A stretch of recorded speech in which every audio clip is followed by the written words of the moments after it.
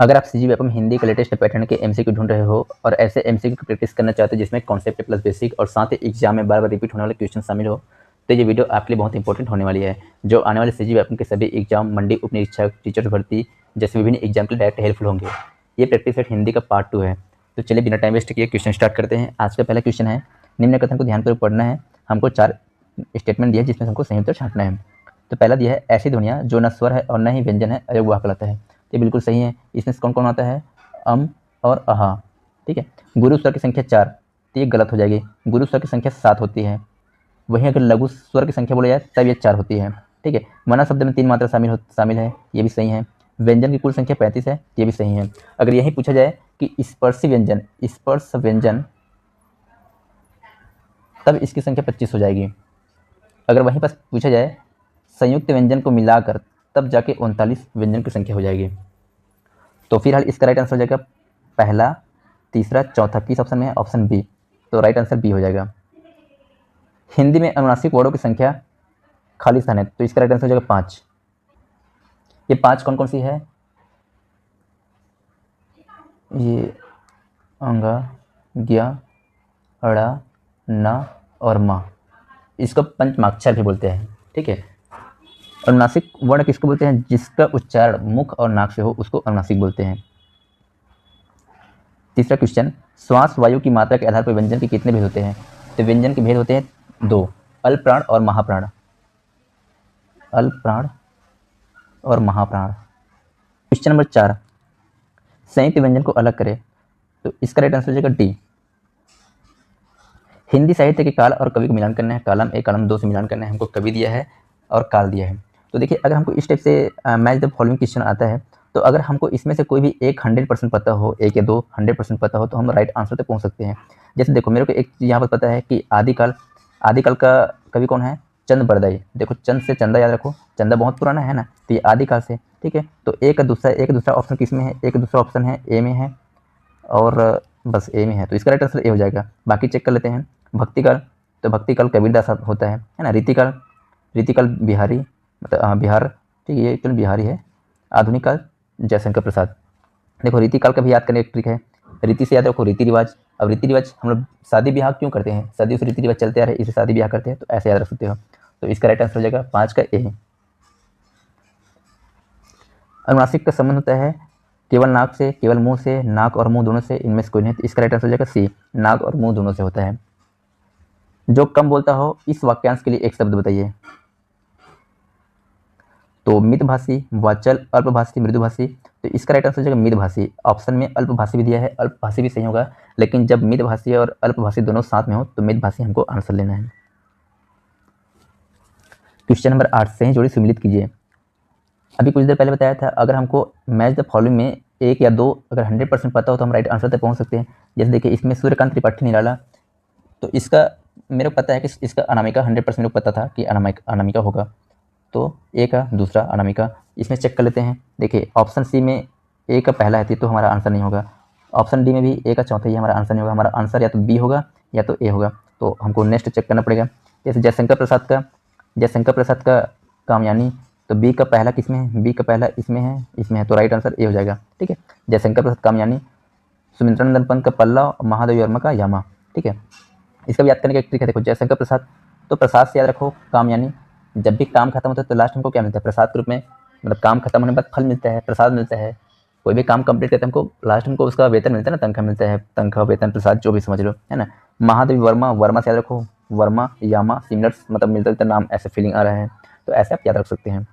Question number 10, यथाशक्ति में कौन समास है? तो यथाशक्ति में अव्ययी भाव समास होगा।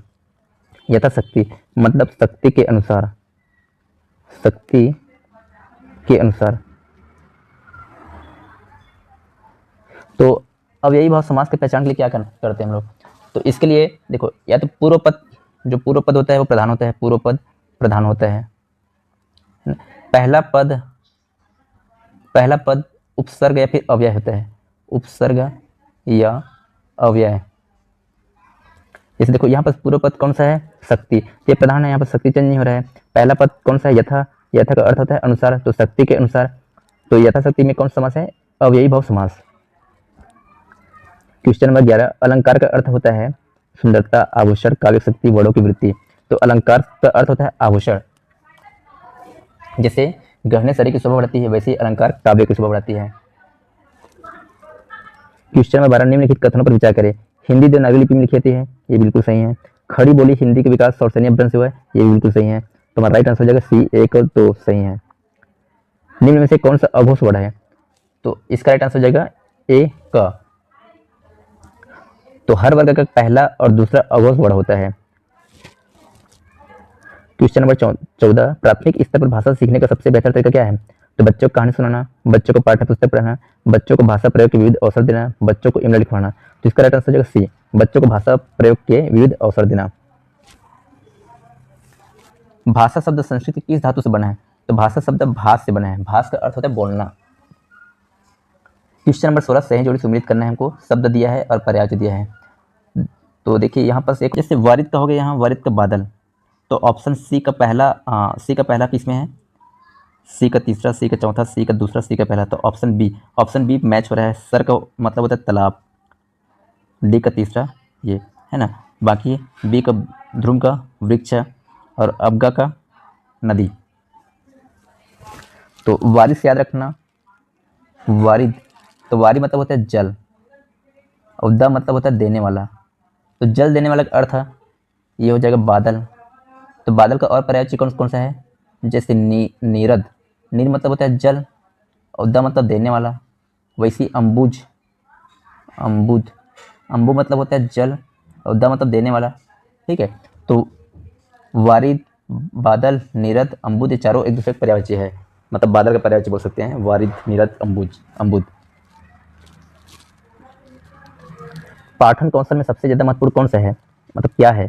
तो पाठन कौशल में सबसे ज़्यादा महत्वपूर्ण अर्थ ग्रहण करना। अगर हम पढ़ रहे हैं लेकिन अर्थ समझ नहीं पा रहे तो पढ़ने कुछ मतलब नहीं है। तो तेजी से पढ़ने तो गलत हो जाएगा। शुद्ध उच्चारण उतना ज़्यादा महत्वपूर्ण नहीं है। अक्षर को पहचान करना भी महत्वपूर्ण है। महत्वपूर्ण है कि अर्थ ग्रहण करना, उसका मतलब समझना। निम्न में से कौन सा अर्ध स्वर है? तो इसका राइट आंसर हो जाएगा य और व। य और व ऐसे देखने तो ये व्यंजन है।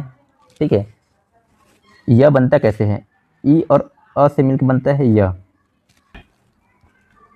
उ और अ से बनता है व, इसलिए य और व को अर्ध स्वर बोला जाता है। छत्तीसगढ़ी भाषा की लिपि क्या है? तो छत्तीसगढ़ी भाषा की लिपि देवनागरी लिपि है। हिंदी और छत्तीसगढ़ी दोनों की लिपि देवनागरी है। सीजी टीचर एग्जाम स्पेशल सतत और व्यापक मूल्यांकन सीसीई का उद्देश्य क्या है? तो इसका उद्देश्य है बच्चे की सीखने की प्रक्रिया को समझना, इसका मूल उद्देश्य है। क्वेश्चन 21, सही जोड़ी सम्मिलित कीजिए। हमको मुहावरा दिया है और अर्थ दिया है। तो घी की दीपक जलाना, तो घी की दीपक तब जलाते हैं जब बहुत ज़्यादा खुशी होता है। ठीक है, 9 2 11 होना, भाग जाना। तो ये हो जाएगा, देखो डी का चौथा किसमें मिल रहा है? डी का चौथा इसमें भी है, इसमें भी है। ये हमारा आंसर नहीं होगा, ये हमारा आंसर नहीं होगा। ठीक है, ए का तीसरा किसमें मिल रहा है? ए का तीसरा सिर्फ इसमें मिल रहा है, इसमें नहीं मिल रहा है। तो हमारा राइट आंसर बी हो जाएगा। ए का तीसरा, घी की दीपक जलाना मतलब बहुत खुशी मनाना, अदब करना, आदर प्रकट करना, मोहब्बत का इजहार करना, प्यार जताना, 9 2 11 होना, भाग जाना। तो राइट आंसर बी हो जाएगा। कविता सीखने का मुख्य उद्देश्य क्या है? तो कविता सीखने का मुख्य उद्देश्य है रस अनुभूति का आनंद लेना। ठीक है, कविता दिल से महसूस करने के लिए होता है, इसलिए इसका राइट आंसर हो जाएगा सी, रस अनुभूति का आनंद लेना। भाषा सीखने की प्रक्रिया जन्मजात होती है, ये स्टेटमेंट कौन दिया है?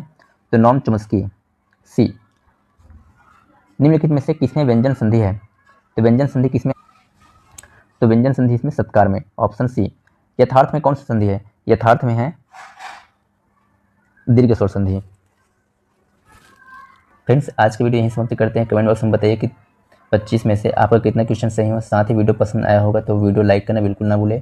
व्यापम का इसी तरह के ट्रेंडिंग क्वेश्चन के लिए चैनल जरूर सब्सक्राइब करें।